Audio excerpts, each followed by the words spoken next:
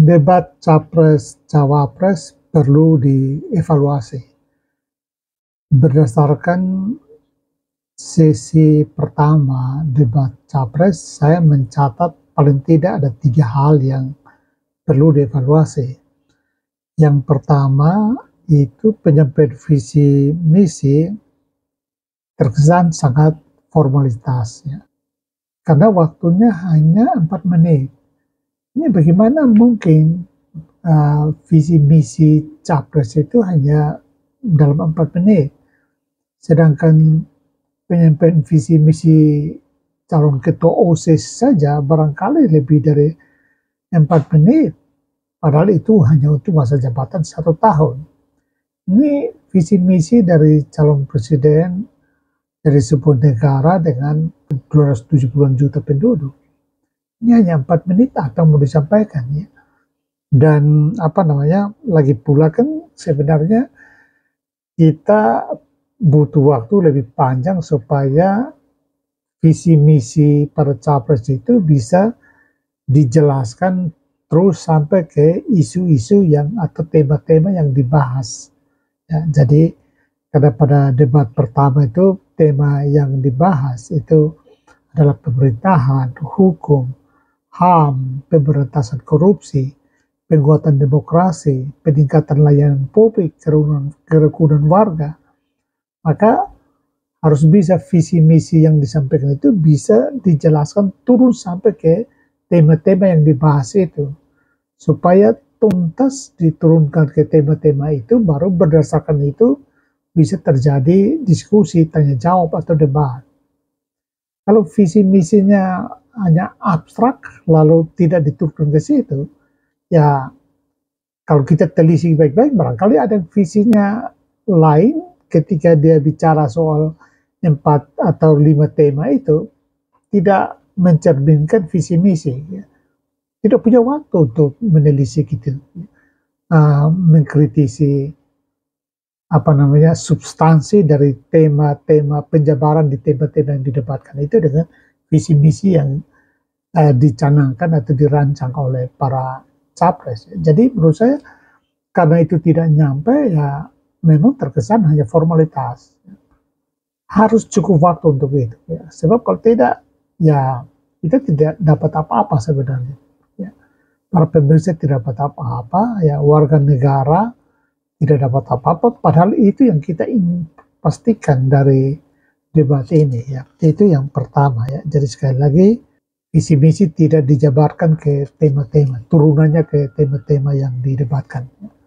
Nah, ini perlu mungkin ya di sesi berikut perlu kembali disampaikan lalu diturunkan ke tema-tema debat, supaya dari situ bisa kita lihat bagaimana para calon menguasai tema-tema debat itu dan mencerminkan benar-benar roh, ya, spirit dari visi misi itu di dalam penjabaran tema-tema yang didebatkan itu, ya.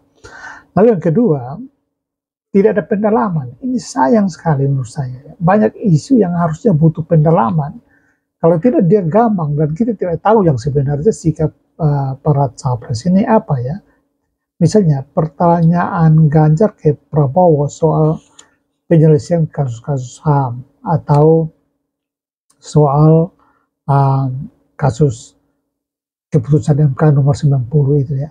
Itu kan jawabannya kan sekedarnya saja, tapi tidak dikejar lagi, tidak ada waktu untuk pendalaman lagi, ya. Misalnya jawaban lalu Prabowo bilang, ya kita serahkan ke rakyat aja untuk memilih. Ini kan jawaban yang tidak substansi. Artinya kita ciptakan masalah atau masalah serius ada di sini, lalu kita biarkan serahkan ke rakyat. Ini nggak bisa begitu, ini demokrasi prosedural, ya. Jadi tidak menunjukkan adanya substansi. Atau misalnya pertanyaan Prabowo ke Anies soal mengatasi polusi di Jakarta, ya, dengan anggaran yang begitu banyak. Sebenarnya kan esensinya adalah bagaimana Anies bisa mengelola anggaran yang demikian banyak, tidak ada tanda-tanda, ada bukti apa-apa gitu, ya. Lalu tidak punya, terutama tidak mampu atasi polusi. Dan Anies jawab dengan jawaban macam apa itu? Soal angin tidak punya KTP, itu gimana kita bisa apa namanya, jadikan itu pegangan, dan mengherankannya orang mengatakan bahwa Anies itu apa namanya, terlalu intelek atau apa ya, akademik. Menurut saya nggak akademik sama sekali, jauh dari kualitas seorang akademisi. Ya. Menjawab angin tidak punya KTP. Memangnya misalnya kota-kota bersih seperti Zurich, Perth, apa Calgary di Kanada atau Helsinki di Finlandia yang termasuk kota-kota terbersih, apakah di situ anginnya punya KTP atau di situ nggak ada angin? Kan ada juga. Ya. Jadi jawaban Anies itu jawaban yang ngaco, ya. Bukan jawaban seorang akademisi menurut saya. Dan ya saya kira mungkin bisa saja harusnya dikejar, tapi ya mungkin karena waktu, jadi lalu memang platformnya hanya formalitas sehingga tidak ada waktu untuk dikejar. Ya. Atau misalnya pertanyaan Anies ke Ganjar terkait dengan kasus Kanjuruhan, ya, yang menewaskan seratusan jiwa itu kan tragedi sepak bola kita.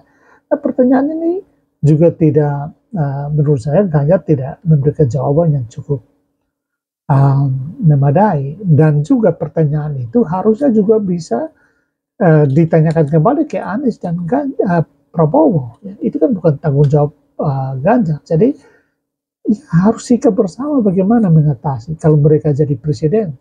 Apa yang mereka bisa sikapi dengan kasus-kasus seperti itu ya. Atau pertanyaan ya Ganjar ke Anies soal IKN. Dan di situ juga menurut saya ada hal serius yang perlu didalami ketika Anies mengatakan bahwa dia menolak IKN misalnya. Nah, bagaimana tanggung jawab dia sebagai seorang kepala negara atas lokasi IKN yang sudah digarap dan sudah pengeluaran dana sedemikian banyak. Sebab kalau sikap pemimpin yang tidak mempertimbangkan sustainabilitas, ini kan kacau. Berapa rugi dana uang negara, uang rakyat yang habis-habisan di IKN yang telah dirintis ini, lalu ditinggalkan begitu saja hanya karena berbeda. Ini menurut saya sangat tidak prinsip. Anies mengatakan bahwa masalah harus diatasi, bukan ditinggalkan. Buktinya ketika Anies 5 tahun di Jakarta, nggak ada perkembangan apa-apa dengan membuat Jakarta lebih baik.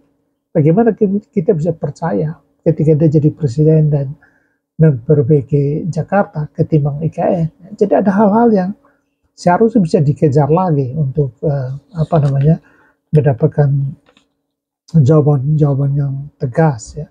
Sebenarnya banyak hal yang bisa dikejar untuk kita dapatkan jawaban yang lebih pasti, yang lebih tegas, tetapi ya tidak sempat. Ya. Dan yang berikut, saya kira yang evaluasi ketiga adalah minim data, ya, sehingga ya mudah terjebak, ya, cenderung seperti asal jawab atau sofistik gitu ya.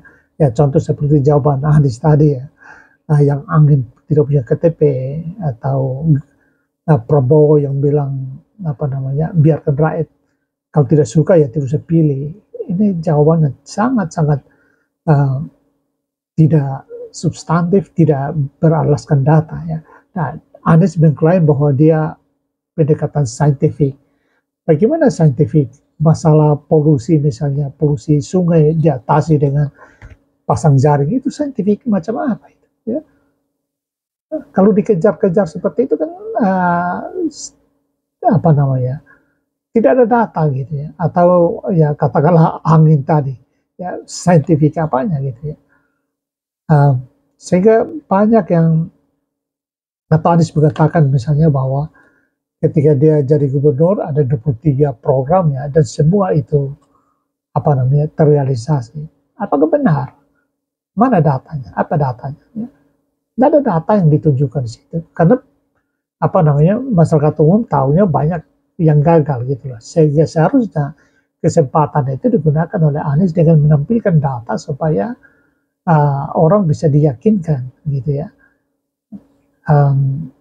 Atau misalnya Anies mengatakan bahwa dia berhasil membangun banyak gereja di Jakarta misalnya. Justru data yang dimunculkan di medsos misalnya yang membantah Anies, ada sekitar 1000-an gereja yang bahkan berkurang ya, jumlah gereja dibanding dengan tahun 2018. Kemudian 2022 itu kurangnya hampir 1000-an kalau nggak salah ya. Cek saja data di Google atau medsos ya. Saya sempat baca orang menunjukkan data bahwa banyak gereja yang tutup. Nah, sehingga menurut saya ini apa namanya uh, perlu ya argumen-argumennya harus sampai ke pemaparan data supaya bisa meyakinkan. Kalau tidak, ya sayang. Ya kita pilih presiden bukan sekedar pilih apa ya ketua OSIS atau apa namanya ketua senat mahasiswa ya. Senat mahasiswa pun mungkin masih bisa bermain data ya. Nah, oke, jadi itu 3 hal yang menurut saya harus menjadi bahan evaluasi. Dan mungkin yang terakhir ya, menurut saya harusnya ada isu-isu standar yang perlu komitmen dan jawaban tegas dari ketiga calon ini ya. Misalnya ya terkait dengan masalah nasionalisme ya, HTI, masalah ideologi transnasional ya, khilafah, komunisme, neokolonialisme atau neoliberalisme ya.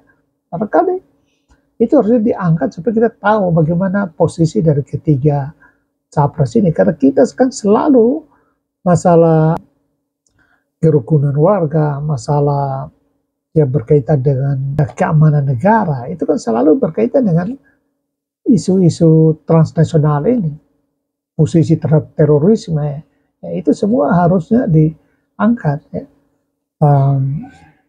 Dan bukan hanya terhadap salah satu untuk jadikan objek serangan, tetapi harusnya tiga-tiga menunjukkan sih masalah HAM itu tidak hanya seolah-olah menjadi tanggung jawab Prabowo, ya, ditanyakan ke Prabowo, tapi harus tiga-tiganya. Oke, saya kira dalam debat itu Ganjar ketika mengatakan bahwa Prabowo tidak tegas, lalu menunjukkan sikapnya bahwa dia akan secara tegas mengatasi masalah-masalah itu, menuntaskannya. Saya kira itu sudah oke ya.